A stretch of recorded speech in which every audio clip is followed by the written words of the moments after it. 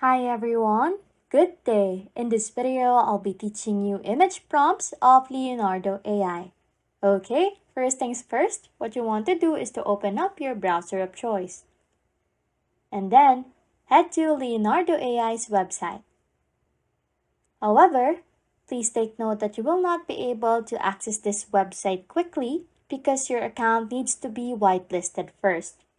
But don't worry, because you just simply sign up your email to access Leonardo AI, and then after that, it will send you an email confirming that you are already whitelisted. Okay? Now that you are in Leonardo AI's main menu, what you want to do is to press this button on the top right. In the selection, what you want to do is to just select AI image generation, and in here, you will see a text box where you can put your prompt.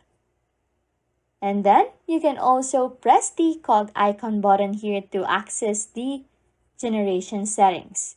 As you can see, you can adjust a lot of things that further enhances your AI generated image.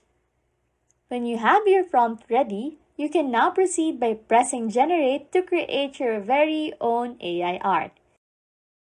Anyways, if you like content like this, don't forget to subscribe to this channel or comment down below any tutorials you want us to make, so we can help you.